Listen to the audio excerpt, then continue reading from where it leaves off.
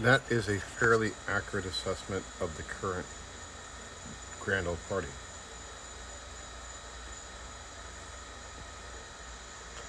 Since 1968 and the Southern Strategy, the Grand Old Party has embraced Christian nationalism.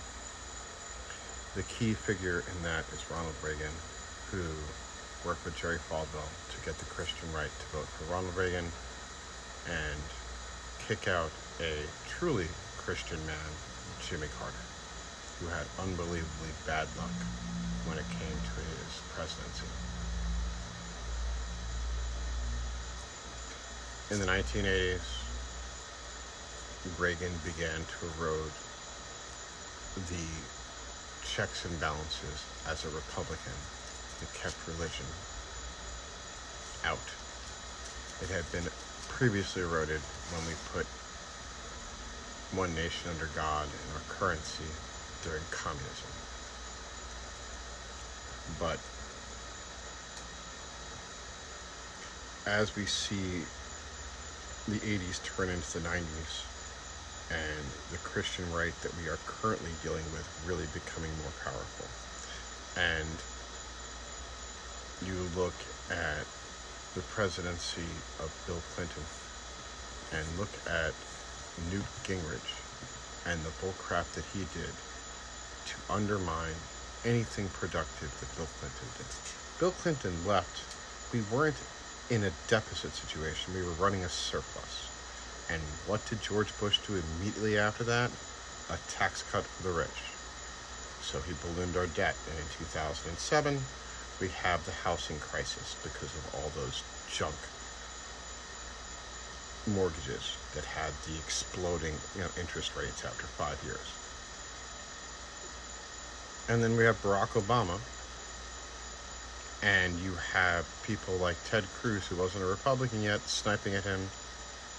Rafael Cruz, a Hispanic man, sniping at Barack Obama, a Black American, saying that one of them didn't belong here, wasn't born in the United States.